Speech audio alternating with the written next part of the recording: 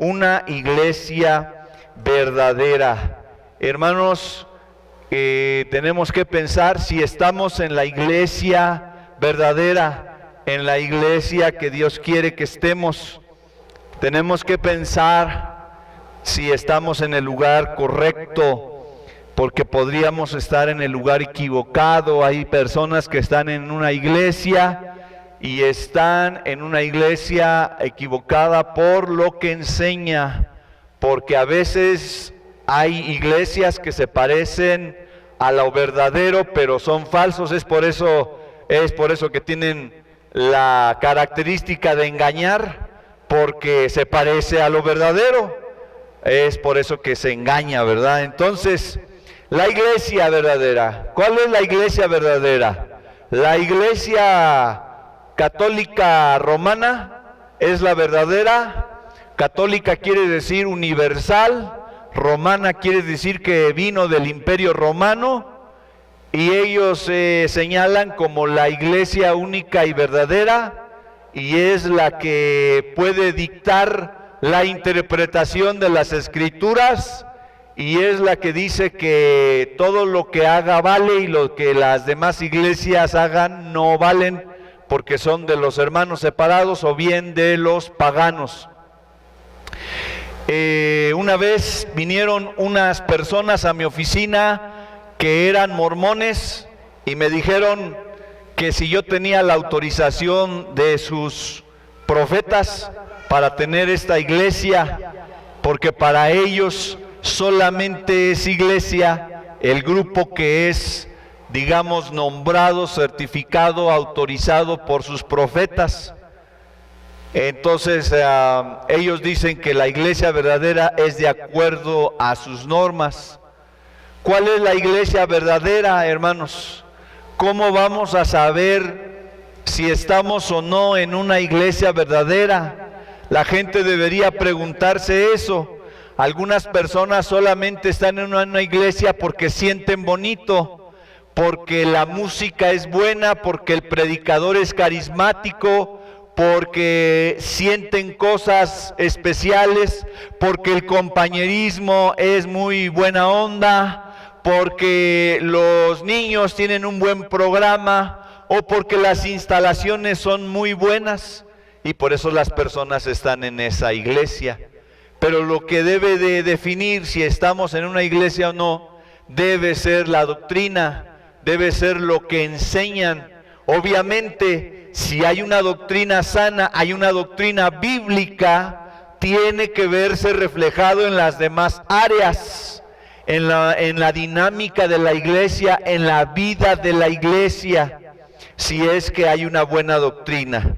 Entonces, ¿nosotros qué creemos en cuanto a la iglesia? ¿Cuándo una iglesia es una iglesia verdadera? Bueno, ahí está, artículo número 12.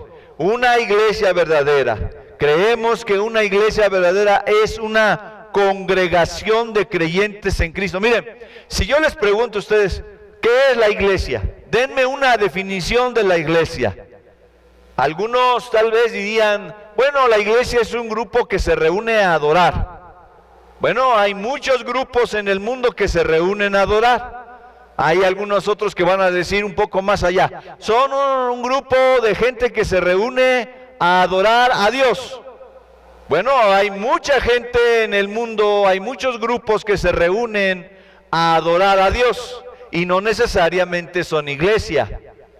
Entonces, bueno, una iglesia es donde hay un pastor. No necesariamente eso sería una iglesia.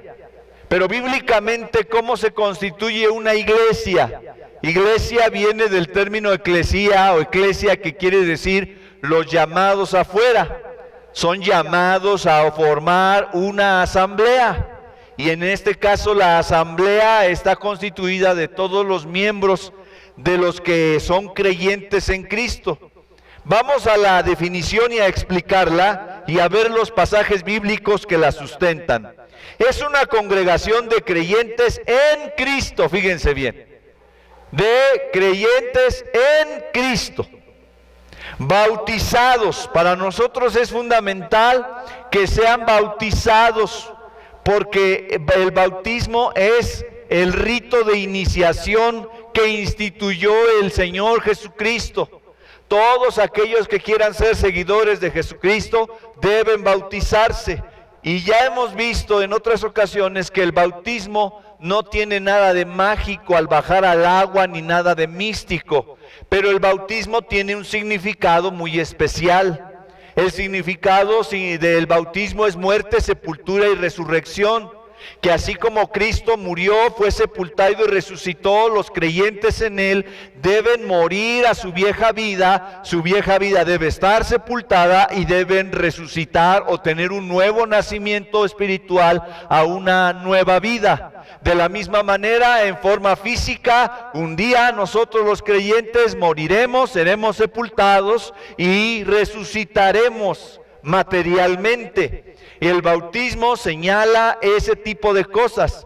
Y como eso va a suceder con los seguidores de Cristo, Cristo entonces dijo que los que lo siguieran deberían de ser bautizados. Y Él tomó el ejemplo, aunque Él no era un pecador, pero para darnos testimonio, instituyó la primera de las dos ordenanzas para nosotros, que es el bautismo. La segunda ordenanza es la Santa Cena o la Cena del Señor. Entonces, es una congregación de creyentes en Cristo, bautizados.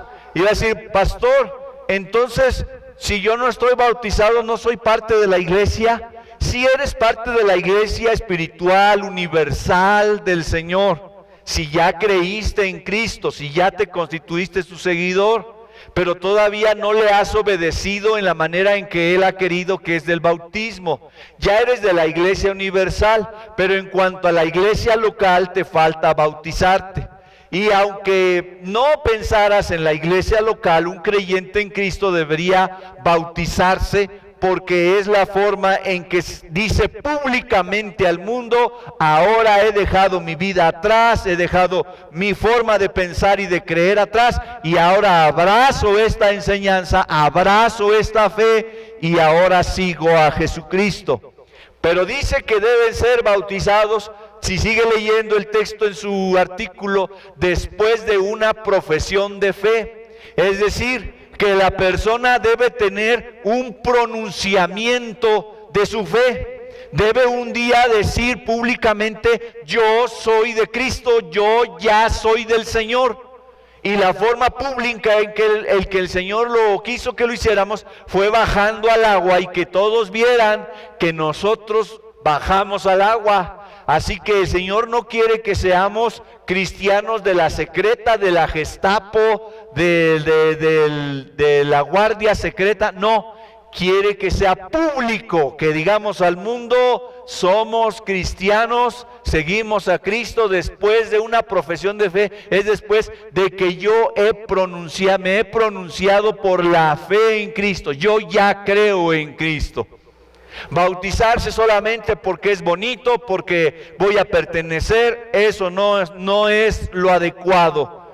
Un bautismo es verdadero cuando verdaderamente he creído desde lo profundo de mi corazón en Cristo, me he arrepentido de mis pecados y ahora le sigo firmemente.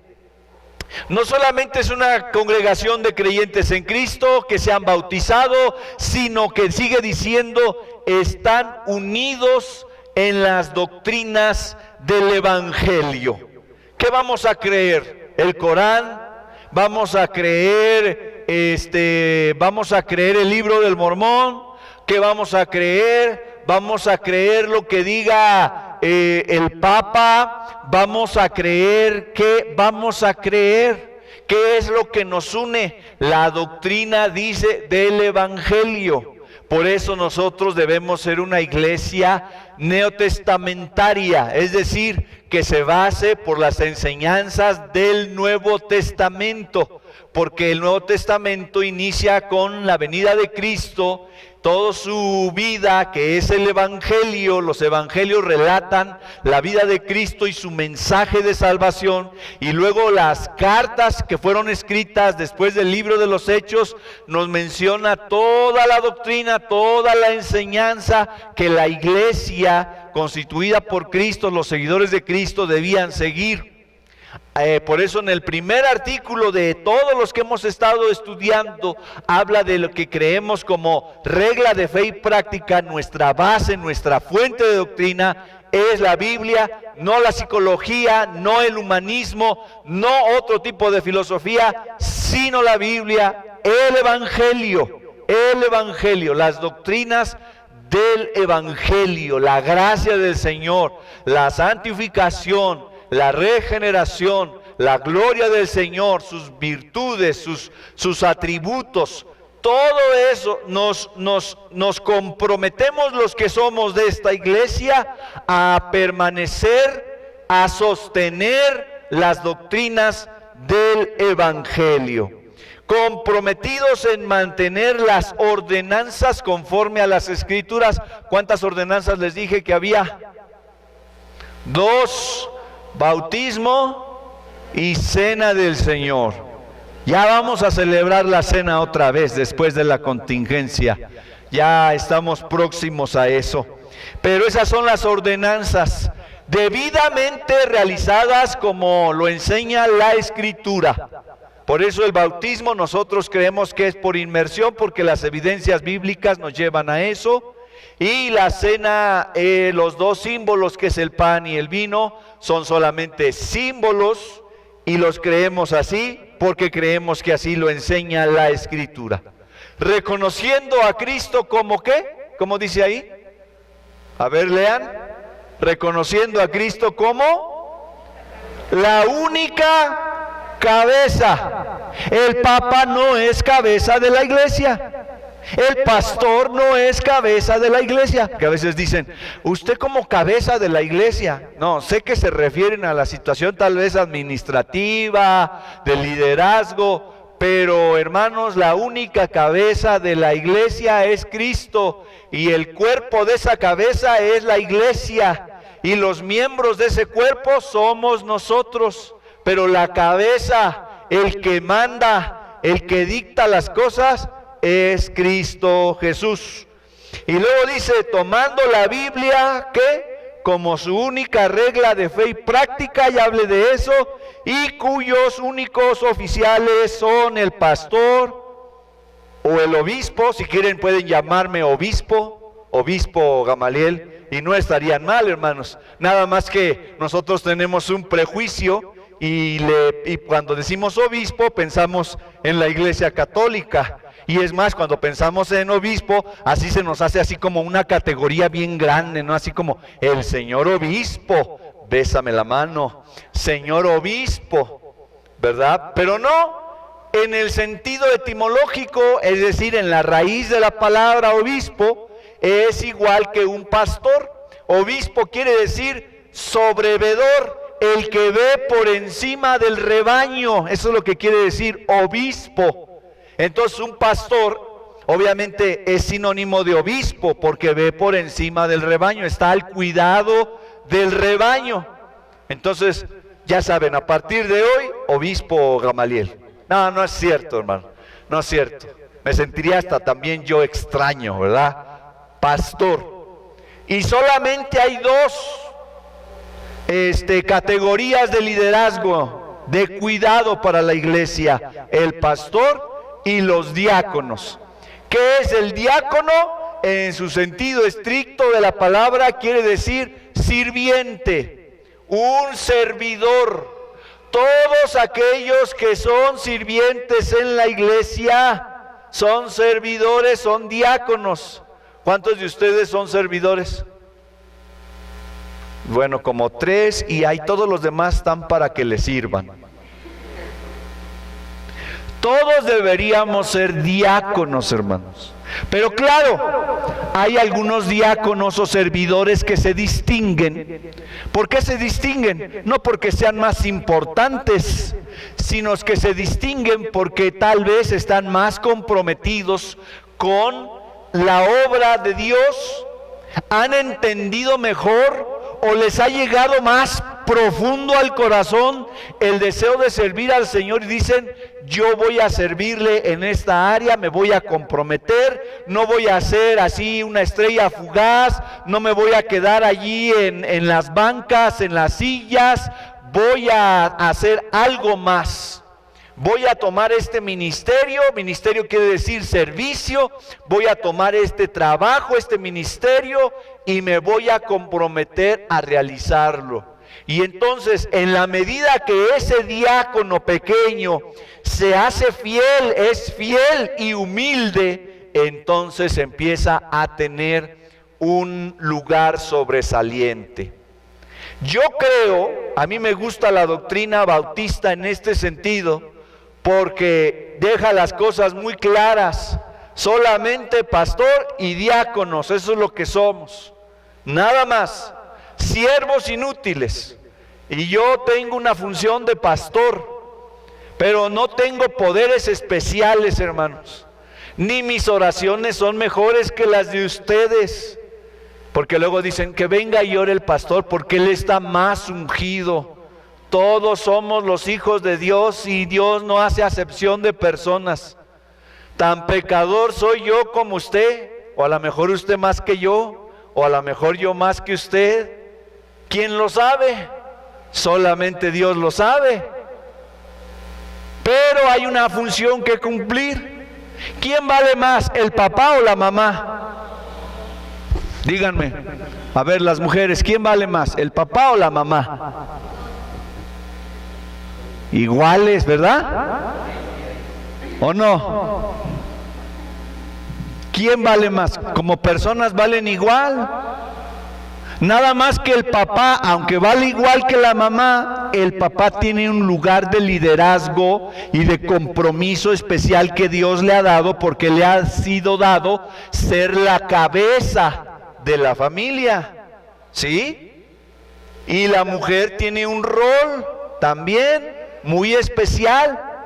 Entonces, pero valen igual. De la misma manera, el pastor y los diáconos y los miembros de la iglesia valen igual, nada más que desempeñamos funciones diferentes, porque somos parte de un cuerpo, y un cuerpo tiene mano, tiene pie, tiene ojos, tiene boca, tiene diferentes miembros con diferentes habilidades, pero todos se ayudan entre sí. Y esto lo digo porque allá en Efesios 4, 11, 12, etcétera, se habla de los dones espirituales, y entre los dones vienen los dones de profeta, apóstol, pastor, maestro. Y hay algunas iglesias, especialmente las carismáticas, que buscan tener categorías. Ahora, como la iglesia católica tiene categorías, porque el papa no es lo mismo que el curita de la parroquia chiquita, ¿verdad? El papa es el papa, y cuando viene el papa a una ciudad, le hacen su papamóvil, y hay la guardia, y la gente quiere tocar, y eso parece como una procesión, como un rockstar. Ahí está, todo el mundo quiere ver playeras del papa, y ¿verdad? Pero no le hacen la misma fiesta a un curita de aquí local, de una parroquia. O sea, ahí hay niveles. Y luego están los obispos, y luego están los cardenales, y vete tú a saber todo el escalonamiento de autoridad y de importancia que hay. Llegó el cardenal fulano, y luego el papa. Bueno, pero hay iglesias carismáticas que también quieren hacerle así, pero ellos no le ponen cardenal, ellos no le ponen así obispo, ellos le ponen el apóstol, el profeta, y se les da una categoría. Yo he sabido de pastores que le dicen a sus congregaciones: hermanos, a partir de hoy yo recibí una revelación especial y ya no me llamen pastor, ahora voy a ser apóstol, llámenme apóstol porque tengo más autoridad. Y se dan entre ellos categorías de apóstol, de profeta, de pastor, de evangelista. Y dicen: oye, ¿tu iglesia está sostenida por los 5 ministerios? Y se refieren a eso, que si somos una iglesia que tenemos apóstoles, profetas. Cuando nosotros estudiamos los dones, vemos que esas funciones están denominadas en la iglesia, pero nosotros las entendemos de una manera muy diferente. Porque el apóstol, por ejemplo, la palabra apóstol quiere decir el enviado.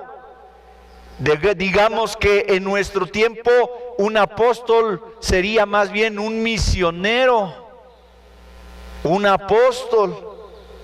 Y el evangelista pues es el que hace obra de evangelista, de estar dando el evangelio a diestra y siniestra. El pastor está a cargo de una congregación. El maestro es alguien que a lo mejor no es un pastor, pero tiene el don de la enseñanza. Y el profeta es un predicador. El profeta es alguien que da la palabra de Dios con energía, con autoridad, porque eso era lo que hacía el profeta desde la antigüedad. Declaraba el mensaje de Dios con energía, con autoridad al pueblo de Dios. Algunos piensan que profeta es solamente hacer presagios, hablar del futuro, pero profeta es alguien que declara la palabra de Dios. De manera que aquí puede haber alguno que otro profeta, un buen predicador, y puede haber un maestro, y puede haber pastores, más pastores entre nosotros, más aún que el hermano Jacob y un servidor. Puede haber entre nosotros gente que tenga el don del pastoreo, no porque va a dirigir a una iglesia a lo mejor como nosotros, pero va a pastorear el corazón de una persona, porque eso es la labor de un pastor: acompañar, entender, escuchar, aconsejar, guiar. Y a lo mejor eres pastor de uno o dos, pero tienes el don de ser un pastor. ¿Se dan cuenta cómo lo vemos de manera distinta? Y esas iglesias ponen categorías de autoridad hasta territorial. Entonces, para nosotros solamente pastor y diáconos. Ahora, rápidamente, vamos a los pasajes bíblicos. Hechos 2:41 y 42 nos habla de lo que debe ser la iglesia en la Biblia. Así que los que recibieron, ¿qué? Hechos 2:41, a ver, rapidito leyendo la Biblia, hermanos. Hechos 2:41, no se me duerman, rapidito con la Biblia. Hechos 2:41, así que los que recibieron, ¿qué? Su palabra. ¿Qué tienes que hacer para ser bautizado? Recibir, ¿qué? Su palabra. Y entonces una vez que recibes la palabra, te bautizas. Y una vez que te bautizas, ¿qué? ¿Qué dice ahí? ¿Qué sigue diciendo? Se añadieron o se sumaron a la iglesia. La forma de sumarse a la iglesia es a través del bautismo. Y el bautismo es verdadero cuando se cree la palabra. Ahora, esos que se bautizaron, ¿qué hacían? Versículo 42. Perseveraban en... Es lo mismo que nosotros debemos hacer, hermanos. Perseverar en la doctrina de los... ¿Y qué doctrina enseñaban los apóstoles? La doctrina que el Señor Jesús les había enseñado. La comunión unos con otros se refiere al compañerismo. Ahorita no lo podemos hacer mucho, pero cómo nos gusta comer juntos, ¿verdad? Toda la iglesia, tener compañerismo, pasar tiempo con los hermanos de la iglesia. Ahora con la contingencia hay unos hermanos que me dicen: ay, pastor, ya quiero regresar, ya quiero otra vez convivir. Antes no valoraba tanto esa situación, se me hacía como cualquier cosa ir el domingo y saludar a alguien, y ahora que no lo puedo hacer, lo extraño tanto.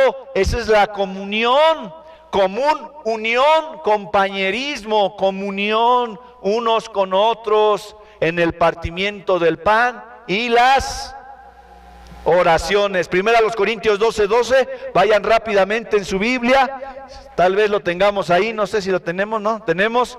Primera Corintios 12:12 dice: porque así como el cuerpo es uno y tiene muchos miembros, pero todos los miembros del cuerpo, siendo muchos, son solo un cuerpo, así también Cristo, porque por un solo espíritu fuimos todos bautizados en un cuerpo, sean judíos o griegos, sean esclavos o libres, y a todos se nos dio a beber de un mismo espíritu. Apocalipsis 1:4, Juan a las 7 iglesias que están en Asia: gracia y paz a vosotros del que es, el que era y el que ha de venir. ¿Cuántas iglesias había ahí en Asia, hermanos? 7 iglesias. Es decir, había una iglesia local por cada área. Así nosotros, hermanos, tenemos iglesias locales donde somos un cuerpo. Luego hay gente de otras denominaciones que me dice, es que la iglesia somos un cuerpo. Bueno, en algún sentido podremos cooperar en alguna actividad, pero realmente, hermanos, la iglesia va a funcionar como un cuerpo en la iglesia local. Porque es aquí donde tenemos el compañerismo constante y conocemos nuestros dones y se entrelazan nuestras habilidades para cumplir los propósitos de Dios. Luego, Hechos 14:22 dice, confirmando los ánimos de los discípulos, exhortándoles a que permanezcan en la fe. ¿Qué es lo que debe hacer la iglesia? Animar a sus miembros a que permanezcan en la fe. Y más ahora en estos tiempos, hermanos, donde hay muchas doctrinas, filosofías, ideologías flotando por allí, amenazando lo que los creyentes creen ahora. Ahora ya están relajando sus convicciones muchos creyentes, hasta líderes de las iglesias. Pero dice aquí que debemos permanecer en la fe. Hechos 2:42 que leímos dice, perseveraban en la doctrina. ¿Qué quiere decir perseverar, hermano? Arraigarse. Perseverar es ante las adversidades y los embates de los tiempos y de los filósofos. Nosotros debemos perseverar, estar muy afanados, muy arraigados en la doctrina de los apóstoles. Efesios 4:5 dice, un Señor, una fe, un bautismo. Debemos tener una fe.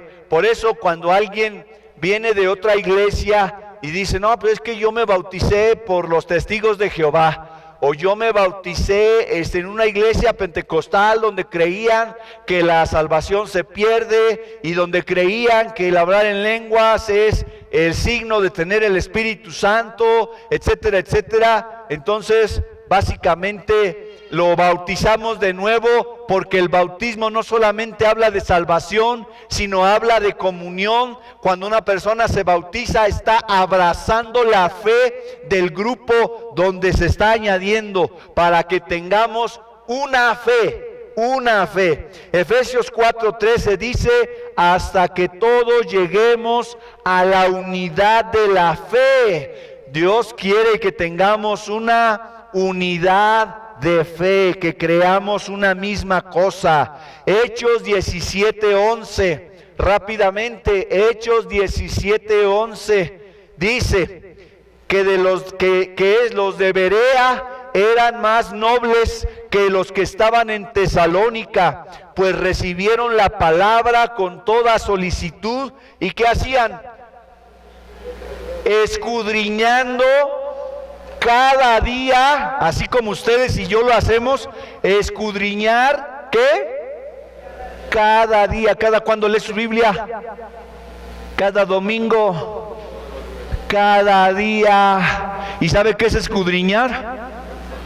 Investigar minuciosamente, es lo que dice Larousse, que es investigar minuciosamente. Hay que estar revisando y revisando, rumiando la Biblia. Dice que escudriñando las Escrituras para ver si estas cosas eran así. Hermanos, no me crean a mí, ni le crean al pastor Jacob, ni a ninguno que se pare frente a ustedes, ni al que le habla en la radio, ni en el internet. No le crean, créanle a la Biblia. Hagan como los bereanos, revisen cuidadosamente las Escrituras para ver si el hombre que está hablando de acuerdo a las Escrituras. Eso hay que ver de un maestro, hermano. Tal vez no te guste mucho su estilo, pero si está enseñando de acuerdo a las Escrituras, es alguien digno de ser escuchado. 1 Corintios 11:3.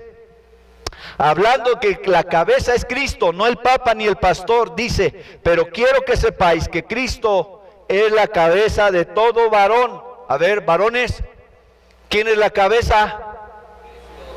Cristo. En tu casa, ¿quién manda? ¿Quién es la cabeza? En mi casa mando yo porque soy muy mexicano y muy macho y soy la cabeza. No, Señor. Tú puedes mandar, fíjate bien, tú puedes mandar como varón en la medida en la que estás sometido a Cristo. Fíjate nada más. Si estás bien humillado a Cristo, entonces puedes mandar. Pero si no estás humillado a Cristo, pierdes autoridad. Porque estás sin cabeza, estás descabezado. Tu cabeza es Cristo. Por eso el hombre debe andar derechito con Cristo para poder ser la autoridad en la casa. La cabeza del varón es Cristo. ¿Y el hombre es cabeza de quién? ¿No escuché? A ver, léanle qué dice allí. No lo digo yo, hermanos, no lo inventé yo. Esto está casi como si yo lo hubiera escrito, pero no lo escribí yo. Dice, el varón es la cabeza de... No se escucha mucho porque obviamente es algo que no le gusta. Y no le gusta a la mujer moderna. La mujer que quiere independencia, que dice, a mí nomás denme dinero y un coche, ¿y para qué quiero hombres? Esa es la mentalidad no cristiana, mundana, diabólica que está en el mundo. Mujeres descabezadas. Cristo, cabeza del varón, y el varón, cabeza, todo en orden. Todo en orden, y Dios es la cabeza. Hasta Cristo, hermanos, nos enseñó su misión. Entonces hay que estar sometidos. Efesios 1:20, la cual operó en Cristo, resucitándole de los muertos y sentándole a su diestra en los lugares celestiales, sobre todo principado y autoridad y poder y señorío, sobre todo nombre que se nombra, no solo en este siglo, sino también en el venidero, y sometió todas las cosas bajo sus pies. Nada más vean el tamaño de autoridad que tiene el Señor Jesucristo. Y sometió todas las cosas bajo sus pies y lo dio por cabeza sobre todas las cosas a la iglesia. Él es cabeza de la iglesia y es cabeza de todo. Dice, y la iglesia es su cuerpo, la plenitud de aquel que todo lo llena en todo. Colosenses 1:18, rápidamente. Colosenses 1:18 dice, y Él, Cristo, es la cabeza del cuerpo que es la iglesia. Entonces, no cometa esa herejía de decir, el pastor es la cabeza de la iglesia. No, esa es una herejía, ¿verdad? Es una falsa apreciación teológica, porque la cabeza es Cristo. Dice que Él es el principio, el primogénito entre los muertos, para que en todo Él tenga la preeminencia. Mateo 28, 19 y 20, ustedes se lo saben de memoria. Ahorita no me lo dicen, pero sí se lo saben de memoria. Miren, dice, por tanto, id y haced. ¿Verdad que sí se lo saben? Mateo 28, 19, 20. Por tanto, id y hagan discípulos a todas las naciones, que bautizándolos en el nombre del Padre, Hijo y Espíritu Santo, y enséñenles que todo lo que les he enseñado, todo lo que dijo Jesús. Enséñenles mis palabras. Por eso la iglesia debe tomar la palabra de Dios, la Biblia, como regla de fe y práctica. Hermanos, la iglesia no es un lugar donde vamos a enseñar filosofía motivacional, empresarial, psicología de autoayuda. Eso lo dejamos para otras cosas, pero aquí en la iglesia vamos a hablar de la palabra de Dios. Juan 17:17, apréndanselo de memoria, también es un versículo que me gustaría que se lo aprendieran de memoria. Juan 17:17, el Juan 17 es el capítulo llamado de la oración sacerdotal de Cristo, cuando Cristo ora por sus discípulos, y allá en el 17:17 dice, santifícalos en tu verdad, tu palabra, ¿qué? El Corán es verdad. El libro del Mormón es verdad. No, tu palabra es verdad. Sumamente pura es tu palabra. ¿De qué nos vamos a guiar? En la palabra de Dios, hermanos. Algunas personas me llaman y me dicen, no, pero es que tú, ¿cómo ves? No, pero es que no es como yo vea, es como dice la palabra. Pues si hay cosas que ni a mí me gusta como dice la palabra, pero tengo que alinearme a eso porque ya hice mi compromiso con Dios de que le voy a creer a su palabra y me voy a alinear a ella, aunque no me guste. Y usted también tiene que alinear. Si usted es cristiano, usted tiene que alinearse a la palabra de Dios, aunque no le guste. Es que no, como que no se me acomoda mis sentimientos. Pues ahora reclámale a Dios, a mí no me reclames. Es que como que no me nace, pues ese será tu problema y cosecharás tus consecuencias. La palabra es la palabra, santifícalos en tu palabra es verdad. La ley de Jehová, ¿cómo dice? Es perfecta. Salmo 19:7. La ley de Jehová es perfecta, que convierte el alma. El testimonio de Jehová es fiel, que hace sabio al sencillo. Oiga, pastor, ¿y qué tal si ponemos, porque está bien bueno? Fíjese que mi tía me invitó a un curso de psicología y está buenísimo. Deberíamos ponérselo a todos los de la iglesia. Pues la iglesia no es para eso. Aquí es la palabra de Dios. ¿Saben qué? No hay nada que le llegue a la palabra de Dios. No hay nada, hermano. Puedes meterte a YouTube si quieres, puedes leerte libros y libros y nada. Me acuerdo que mi mamá es una asidua lectora y le empezó a leer a los filósofos, a Freud, empezó a leer a Nietzsche, empezó a leer, bueno, un montón de filósofos. A Derrida y a todos esos autores, y dice, oye, pero todo esto como que lo entienden de una manera y vuelven a caer en lo mismo. Le digo, pues claro, porque la Biblia dice que Él prende en su sabiduría a los sabios y que lo sabio del mundo es necio, y Dios nos lo da ya muy claramente en la Escritura lo que tenemos que hacer. Lo único que tenemos que hacer, hermanos, es que tenemos que estudiarla, escudriñarla, porque a veces no están los principios así al abrir la Biblia, sino que hay que estar todos los días escudriñándola para que podamos permitir que se encarne en nosotros. Los oficiales bíblicos, ¿cuáles son? ¿Cuáles dijimos que eran los oficiales bíblicos? Los dos oficiales bíblicos son pastor y diáconos. Hechos 14:23 dice, y constituyeron ancianos. Ancianos es otro sinónimo de obispo. También, si quieren, me pueden llamar anciano. No me voy a ofender, aunque sí me voy a sentir viejillo. Pero cuando la Biblia habla de ancianos, no se imaginen a alguien de canas. Los ancianos eran personas de liderazgo, eran los que gobernaban, y en la iglesia se instituían ancianos, se constituían en cada iglesia. Dice que habiendo orado con ayunos, los encomendaron al Señor en quien habían creído. Y Hechos 6, ahí relata que se nombraron a 7 diáconos, a 7 servidores, 7 servidores o diáconos. En aquellos días, dice 6:1, como creciera el número de los discípulos, hubo murmuración de los griegos contra los hebreos, de que las viudas de aquellos eran desatendidos en la distribución diaria. Entonces los 12, ¿quién eran los 12? Los 12 apóstoles convocaron a la multitud de los discípulos y dijeron, no es justo que nosotros dejemos la palabra de Dios para estar sirviendo las mesas.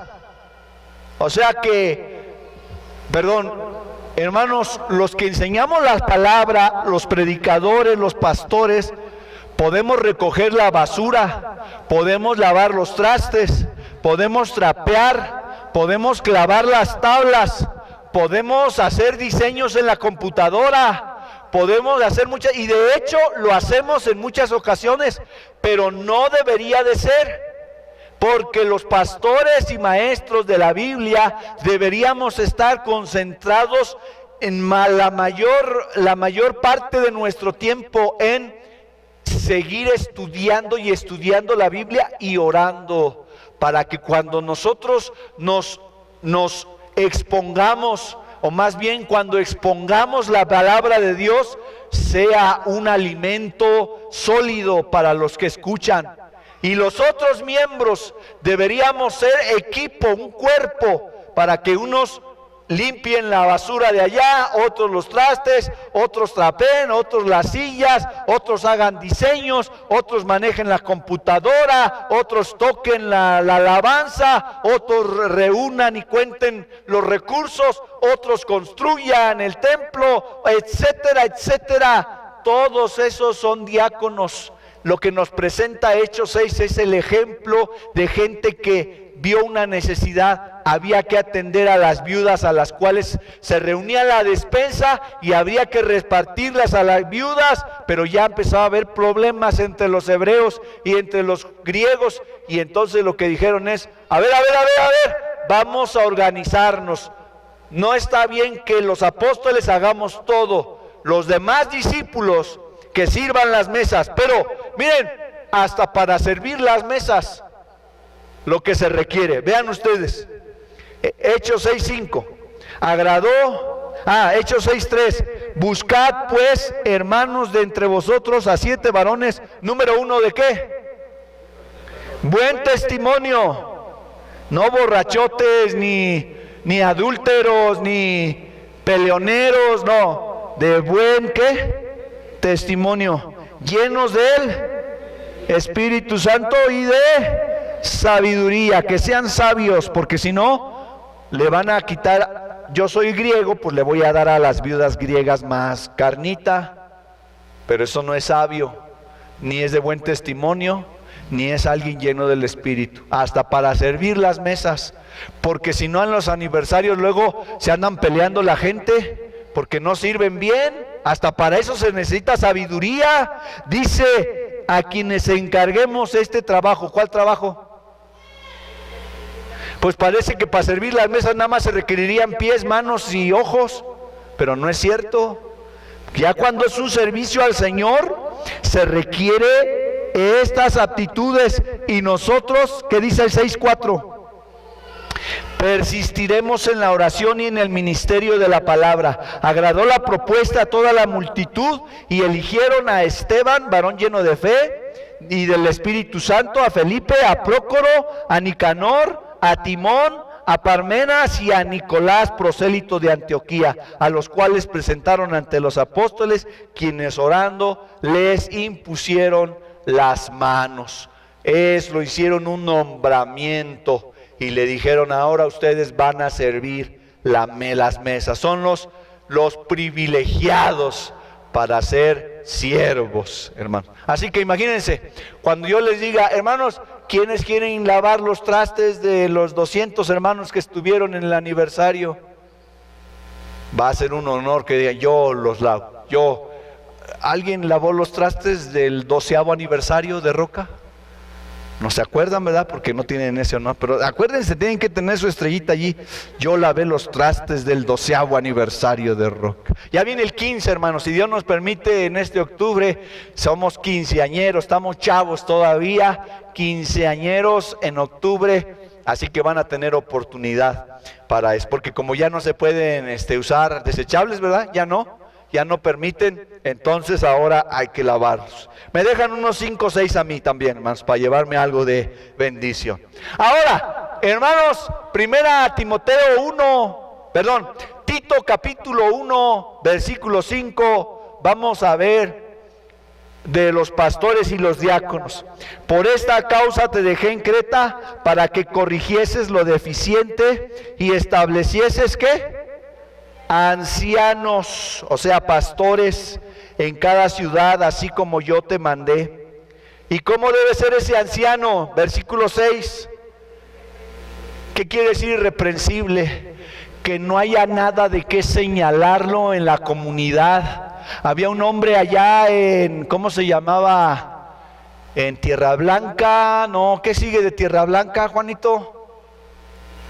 Guanajuato, a donde íbamos a predicar, alguien que se acuerde porque ya tiene muchos años.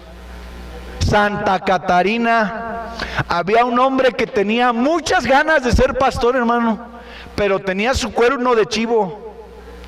Y entonces, se peleaba con gente de la comunidad y empezaba y se peleaba con uno y luego dos y tres y podía con tres ahí en la calle y luego llegaba la policía. Entonces cuando veía que llegaba la policía se metía por su cuerno de chivo y les tiraba ta, ta, ta, ta, ta, ta. ¿Cómo va a ser pastor, hermano? Luego le decía, íbamos a las casas y los invitábamos y como que sí querían el evangelio y les decíamos, pero es en casa de fulano. Ay, no, yo, ¿por qué? Y nosotros no sabíamos, hasta después nos enteramos que ese hombre no podía ser un pastor porque no era irreprensible, tenía algo que la comunidad lo señalaba y que pues no podía ser lo deshabilitaba, lo inhabilitaba, lo neutralizaba, lo eliminaba para ser un pastor. Tenía que ser irreprensible, marido de una sola mujer. Fíjense, se acabó el tiempo en el que Jacob tenía, ¿cuántas tuvo Jacob? ¿Tú que eres Jacob? ¿Cuántas? ¿4? 4. ¿Y Abraham cuántas tuvo? 2. ¿Y Adán cuántas tuvo? ¿Sí? ¿No tuvo otra? No, ok. Adán nada más una. Pero Jacob tuvo 4. ¿Y David?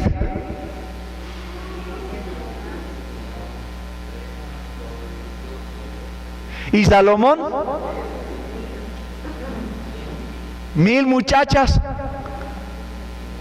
El arquitecto el otro día que él sabe hacer cuentas matemáticas dijo, no, pues como que ni en un año podía estar con todas, dijo. 1000. Qué infelicidad, hermano.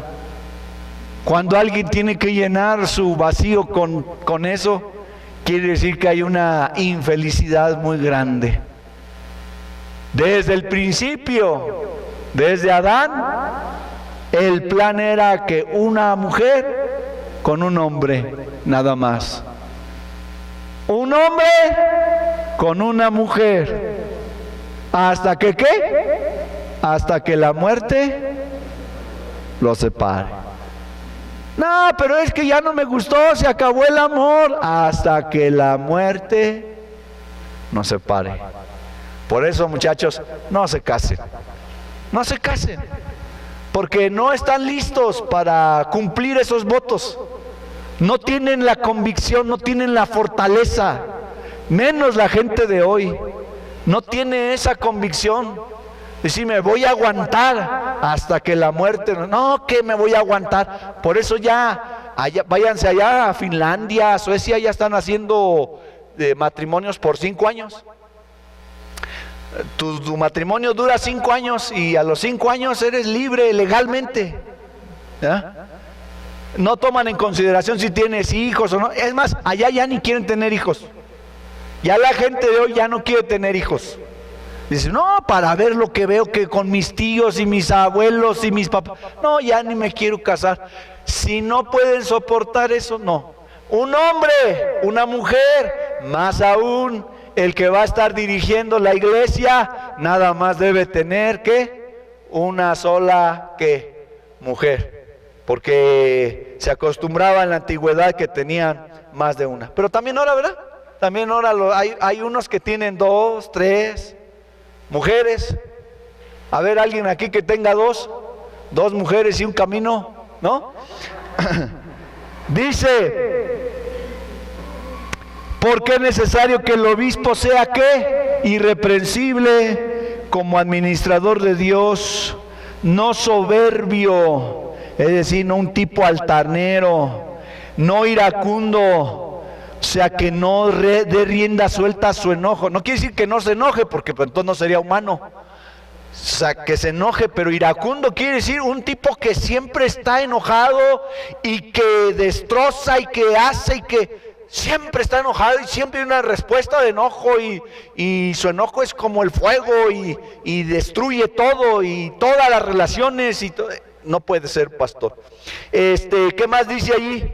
No dado al vino y a la cerveza, porque ahí nomás dice vino, o al tequila, el mezcal. No, lo que quiere decir es que no sea un borracho, que no esté embriagándose. Y luego dice, no pendenciero. A ver, ¿qué quiere decir pendenciero? Diccionario Larousse. Peleonero, contencioso, bravucón, que vaya ahí manejando. ¿Qué? Pues bájate, pues órale, y se da. ¿Y tú quién eres o qué? Pues yo soy diácono de tal iglesia. ¿Y tú, el pastor? Perdóname, hermano, que Dios te bendiga. Así les pasó a unos. Pendenciero, no codicioso de ganancia, ¿qué? Que nomás esté pensando en el dinero y tracaleando tranza, que el pastor le presté dinero y ni me, el pastor me vendió unas macetas y ¿qué crees? Me las vendió bien caras y nomás porque es el pastor se las compré, pero y luego esas eran injertos y estaban todos feos, me dio una, o sea, de ganancia que deshonesta. Oiga, vamos a poner un negocio de cheves, hermanos, porque pues, es lo que deja. Ganancia que pues eso es inadecuado, es deshonesto, eso no está bien. El pastor no puede estar haciendo eso. Ni ¿qué más dice, hermanos? ¿Dónde está? En el 6, me faltó. Dice que tenga hijos creyentes. A ver, Gamaliel y Joab, ¿son creyentes o ateos? Son creyentes, pero a mí cuando Gamaliel tenía 5 años me estaba pegando un susto, hermanos, porque me dijo un día, es que yo no creo en Dios, papá. Yo dije, no puede ser, tienes que creer, porque si no yo voy a dejar de ser pastor, porque dice allí que los hijos sean creyentes. Entonces lo bueno es que ya fue el primero que se bautizó, y yo no quería que se bautizara, pero se bautizó, entonces... Pero pues él creyó y él se bautizó y todo, y ya está, y yo lo bauticé y es mi gloria y mi privilegio como papá pastor, y me siento muy contento de eso. Y ya nomás falta el siguiente, que se vista de blanco. Dice, que tenga hijos creyentes que no estén acusados de disolución, o sea, que no anden de disolutos. ¿Qué quiere decir eso de disolutos? Que anden por allá viviendo la vida loca. No, ya anda el hijo del pastor, irá fume con mujeres y anda bien living la vida loca. Ese trae descrédito al pastor, hermano. Hace que se hable mal del pastor. Dice, ni que sean rebeldes. No iracundo, no dado al vino, no pendenciero, no codicioso, sino hospedador, que sea alguien que le guste estar con la gente, comer con la... A mí me gusta comer con la gente, hermanos, con ustedes. Son gorditas, de esas de chicharrón prensado, de nopalitos o tamalitos, o realmente me gusta todo, menos la moronga. La moringa sí me gusta, pero la moronga no. Y es lo único, lo demás, habas, alberjones,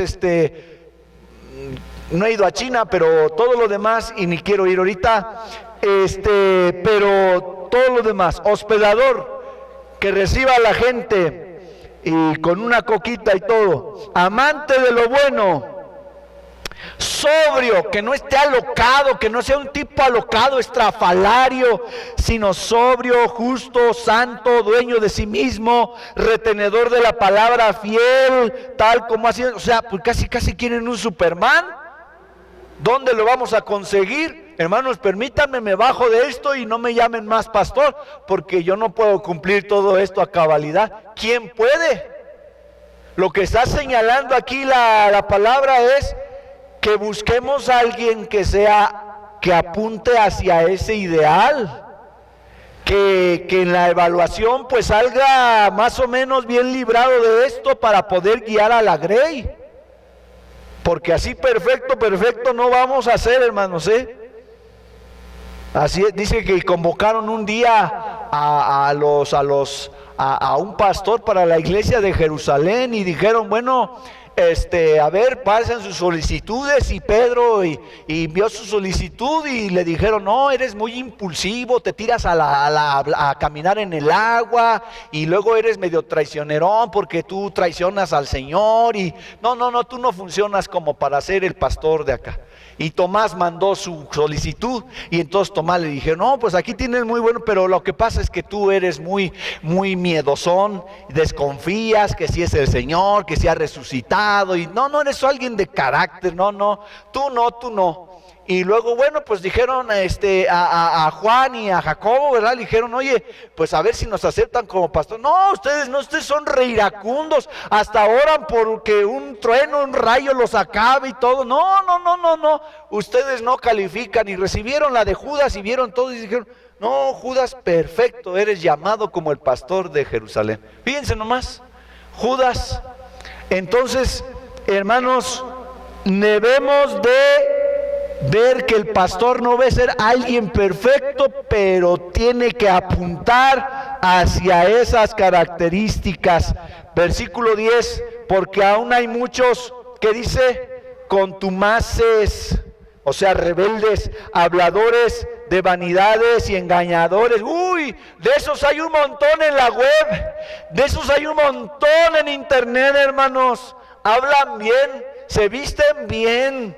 No, hombre, qué bonito, pero son engañadores a los cuales es preciso tapar la boca, que trastornan casas enteras enseñando por ganancia deshonesta lo que no conviene. Miren, hermanos, empiecen a enviar sus peticiones de oración.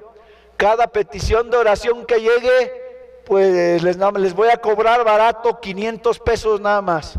Mándenme su papelito si quiere que yo ore por su esposo, su hijo, de a 500 pesos. Y la gente está enviando sus peticiones y está pagando. Ganancias deshonestas, dice. Y luego hay unos en esas iglesias que los profetas, a ver, esta pareja que nunca ha tenido bebés, que no puede tener, ¿qué le dan al profeta? Pues tengo este reloj de oro y las llaves de mi coche nuevo, el único que tengo. Venga, para el profeta. Ganancia que deshonesta. Están lucrando con la fe y la esperanza de la gente, y de esos hay un montón en el mundo, hermanos, y pues lamentablemente nos confunden a unos y a otros también, nos quieren llevar en eso, pero no. Dice, ¿y cuál es? Y dice, uno de ellos, su propio profeta, le dijo, los cretenses son siempre, ¿qué? Mentirosos. ¿Se acuerdan que les prediqué hace como 15 días que mi hijo le decía al otro, mala bestia? Aquí está, mira, esta es una ofensa bíblica. Dice, cretenses siempre mentirosos, malas bestias, glotones ociosos. Este testimonio es verdadero, por tanto, repréndelos duramente para que sean sanos en la fe. Fíjate, el pastor a veces debe reprender, ¿qué? Duramente para que sean sanos en la fe. Como pastor, hermano, a veces tienes que ir con todo el amor, el cariño, la ternura, la compasión del que está doliéndose, del que está batallando con algo, está con una necesidad, con una enfermedad, y realmente que a veces Dios te conmueve tanto como pastor. Yo he llorado al pie de una cama de hospital, o cuando una persona está experimentando una ruptura de relaciones, o cuando he visto que están batallando económicamente, y eso nos mueve a hacer algo. Pero hay ocasiones también cuando la gente es cabezona y cuando las ovejas parece que son cabritas, ¿verdad? Y ahí sí uno tiene que reprenderlos duramente para que sean sanos, dice, en la fe, no atendiendo a fábulas ni a mandamientos de hombres que se apartan de la verdad. Todas las cosas son puras para los puros, mas para los corrompidos e incrédulos nada les es puro, hasta su mente y su conciencia están corrompidas. Profesan conocer a Dios. Híjole, hermano, ahí estamos. A ver, ¿cuántos dicen? Aquí estoy yo, pastor, presente. Miren, 16. profesan conocer a Dios, pero con los hechos lo niegan, siendo abominables y rebeldes, reprobados en cuanto a toda buena obra. Bueno, ahí se los dejo. Y luego allá en 1 Timoteo 3:1 vienen los requisitos para los obispos y los diáconos. Hermanos, ya se cansaron de escuchar al predicador. No me importa, hermano. Yo vine a predicarles. El que se cansa más soy yo, porque usted está sentadito allí nada más, es todo lo que hace. Yo hasta estoy recibiendo más calor que ustedes, porque ustedes están más lejos del calor que yo. Pero tengo gozo en predicarles, hermanos. Aquí les puedo predicar toda la tarde si quieren. Yo vine a predicar. Si usted está cansado, pues ya este es su problema. 1 Timoteo 3:1 dice, palabra fiel. Si alguno anhela obispado, ¿qué dijimos que era obispado? Pastorado. Acuérdense, obispo y pastor es lo mismo. Si alguno quiere ser, a ver, Abraham, ¿tú qué quieres ser de grande, hijo? ¿Pastor? Él ha dicho desde que nació que quiere ser pastor. Todavía ni hablaba y de pastor. Quería ser pastor. Y también mi hijo me ha dicho que quiere ser pastor. Quién sabe si le dure el deseo. Y si hay aquí alguno más que diga, pero pastor, yo ya tengo 30 años, ¿qué le hace? Dios ha llamado a hombres de 60 años, a Moisés lo llamó cuando tenía 80, ¿verdad? Entonces, te puede llamar, pero dice, si alguno anhela ser pastor, versículo 3:1, obra buena desea. Pero es necesario que el obispo sea irreprensible, marido de una sola mujer, sobrio, prudente, decoroso, hospedador, apto para enseñar, no dado al vino, no pendenciero, no codicioso de ganancias deshonestas, sino amable, apacible, no avaro, que gobierne, ¿qué? Bien su casa, que tenga a sus hijos en sujeción con toda honestidad, que gobierne. El pastor debería ser alguien que su esposa lo obedezca y que sus hijos lo obedezcan, porque la palabra que ahí utiliza la Biblia es que gobierne bien su casa. No puede ser alguien que sea sin carácter y sin principios, pues el que no sabe gobernar su propia casa, ¿cómo cuidará de la iglesia de Dios? Ay, hermanos, yo oro mucho porque no se me vayan a desbalagar mis 3 almas que Dios me dio a cuidar. Que no se me vaya a desviar mi esposa ni mis hijos, porque en ese momento, ¡pum!, me dan un golpe no solamente al corazón, pero al pastorado, a mi ministerio. He conocido pastores que han tenido que decir, me salgo del pastorado, y el hombre es un buen pastor, es un tipo amable, tierno, amoroso, es un gran pastor, pero se ha tenido que salir por la disolución de sus hijos y a veces de la esposa. Entonces dice que el pastor no debe ser así. Y luego en el 3:6 dice, no un neófito. ¿Qué quiere decir neófito? Un novato, uno nuevo, un nuevo creyente. Órale tú, te aventamos de pastor. Pues va a enseñar puras cosas que se le ocurren. Hay iglesias que ponen a un pastor, nada más lo nombran porque el hombre sabe hablar bien, pero ni le han enseñado, ni tiene el don, ni se ha certificado por la iglesia. O sea, no hay nada. Pues así, ciegos, guías de otros ciegos.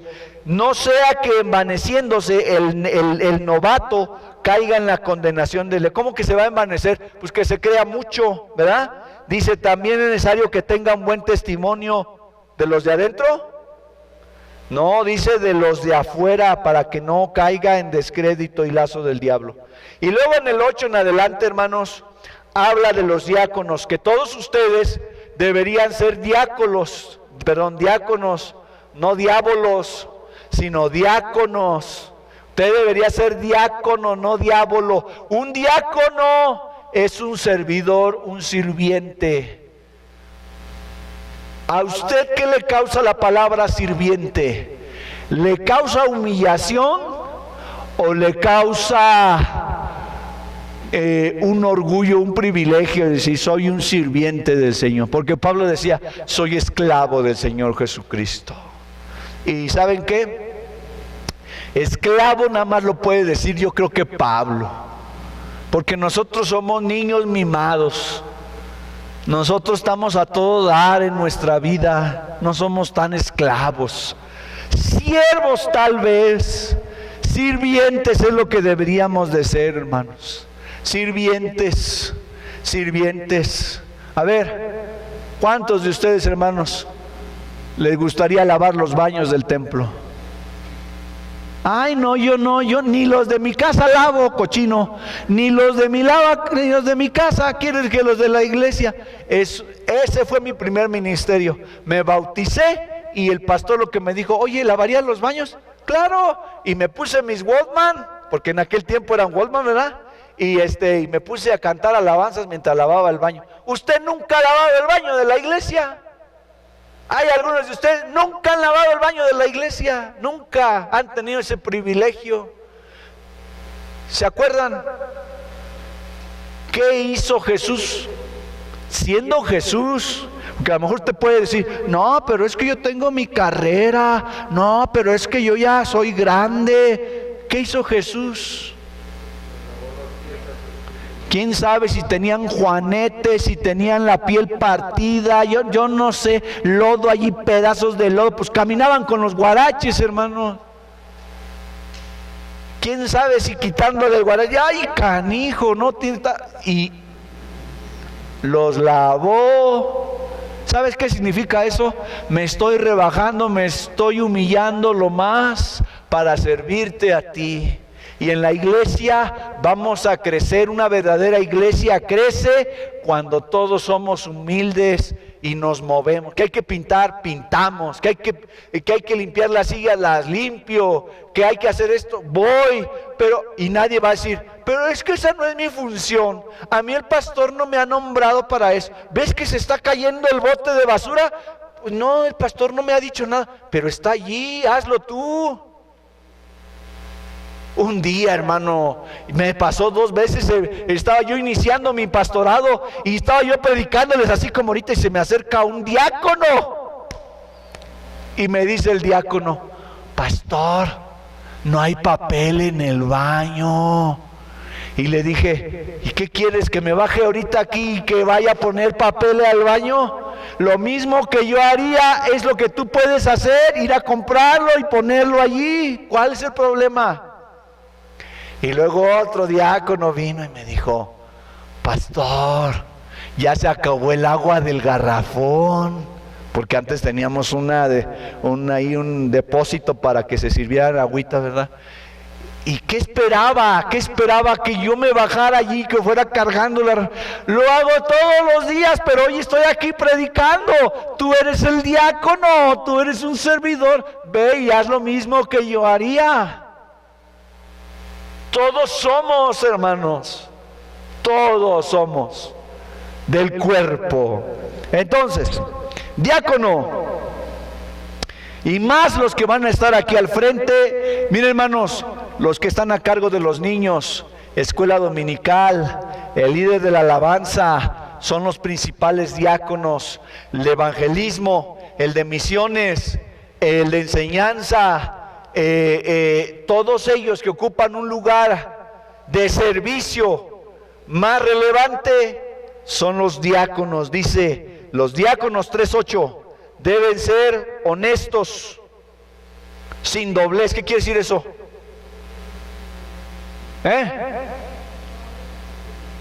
Que no sean hipócritas, que sean sinceros. ¿Ya saben de dónde viene la palabra sincero?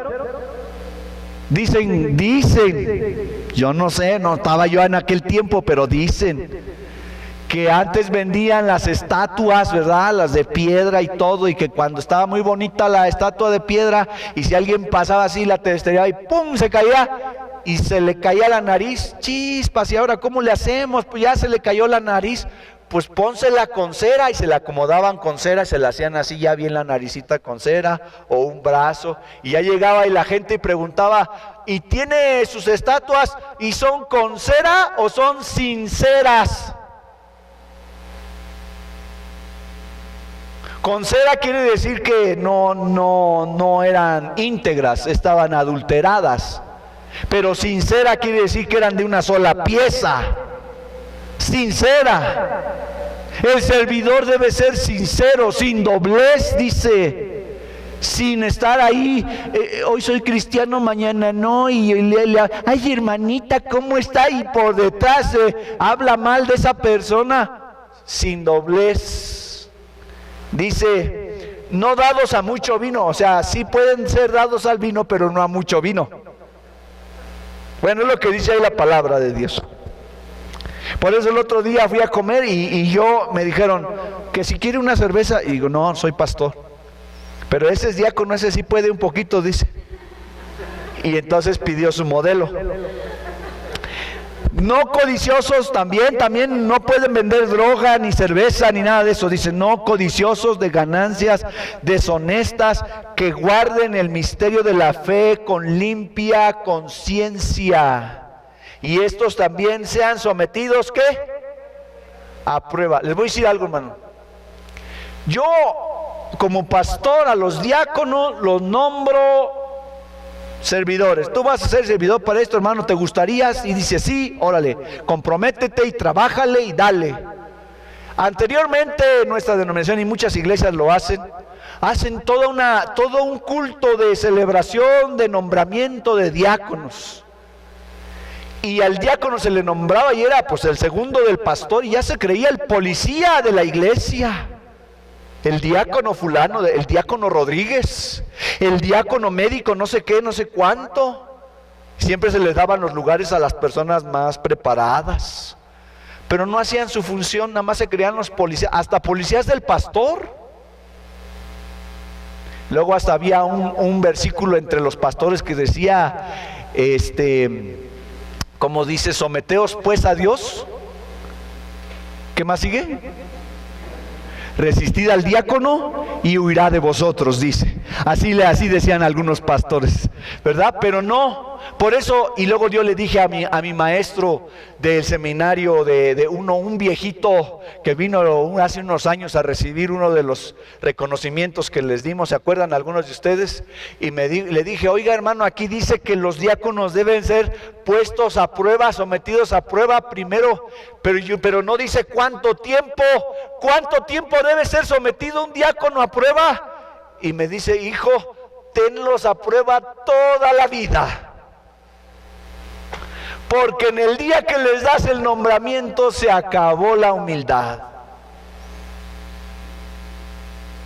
Estábamos en el grupo de liderazgo, en el equipo de liderazgo, y llega uno de los hermanos y dice, oiga pastor, hay un hermano de la iglesia que está bien enojado que porque él no pertenece a este grupo que él debería pertenecer.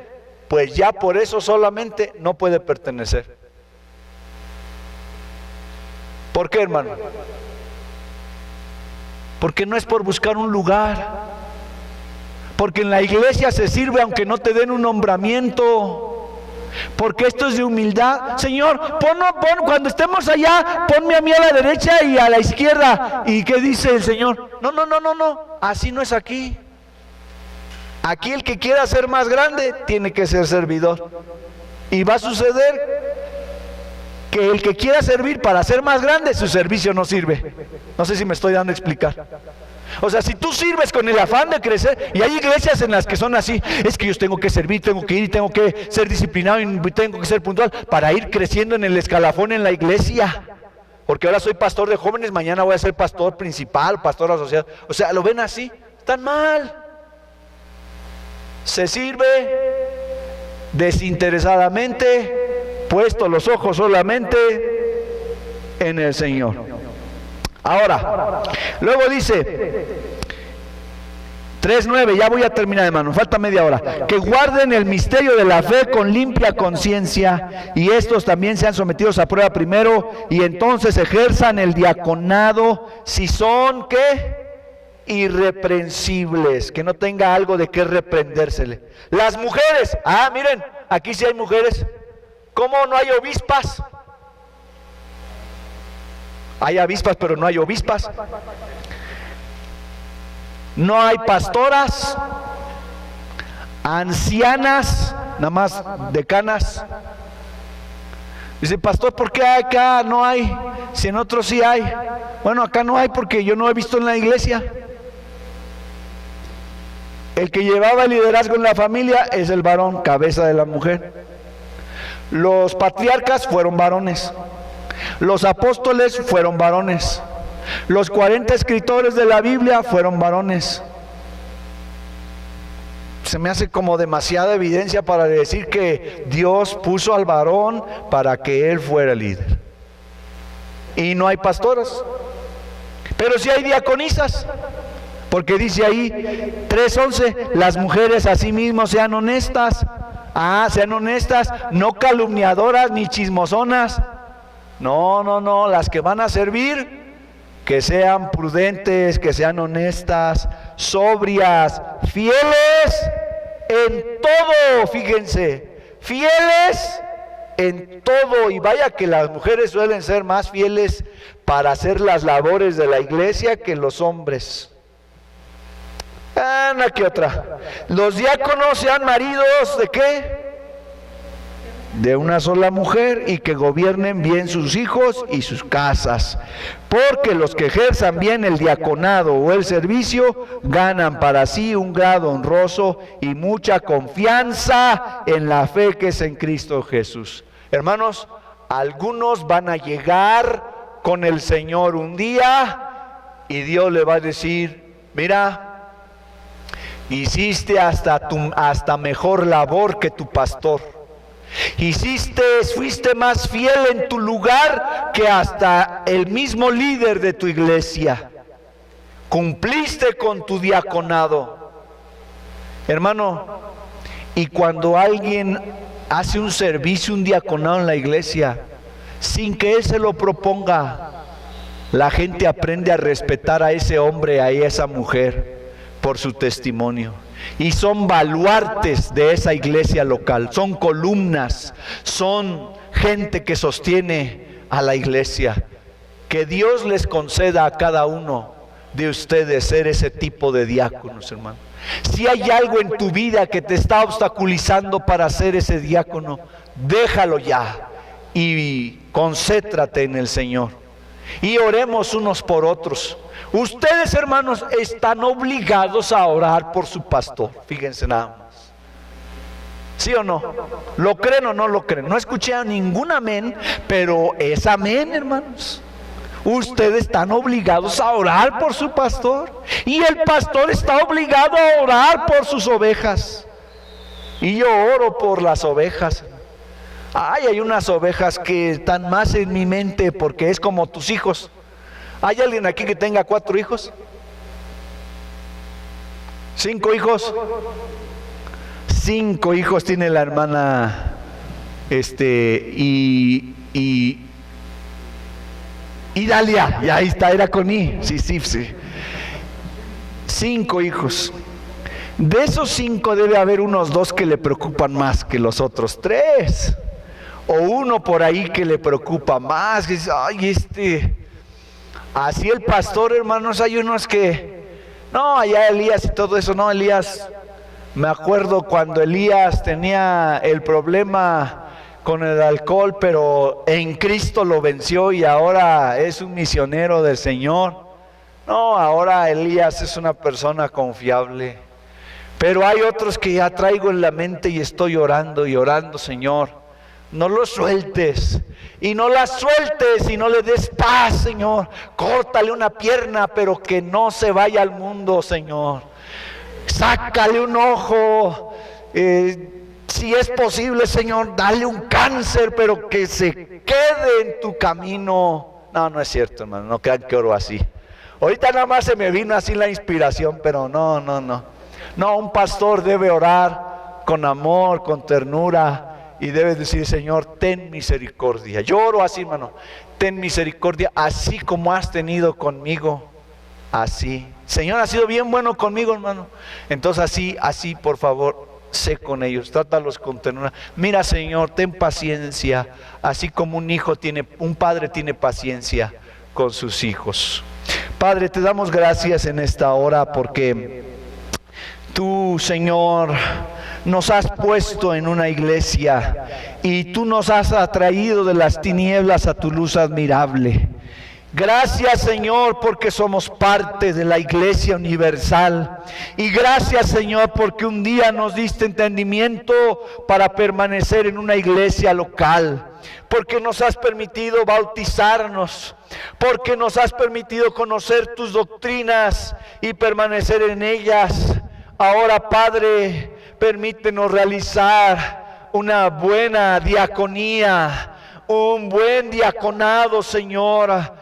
Que podamos ser siervos útiles, que dejemos atrás el mal testimonio, la deshonestidad, la falta de santidad, Señor, y como aquellos hombres que sirvieron la mesa de aquellas viudas, podamos ser valiosos para tu gloria, aun cuando pensemos que esa actividad, que esa acción es mínima, que no es relevante. Pero tú no te quedas ni siquiera, Señor, con la recompensa de un vaso de agua fría. Bendice a mis hermanos y enciéndenos a todos en el corazón para hacer tu voluntad y ser esa iglesia no solamente verdadera, pero esa iglesia gloriosa que lleve adelante el mensaje del Evangelio y que tu nombre sea glorificado por siempre en Cristo Jesús. En Cristo Jesús. Amén.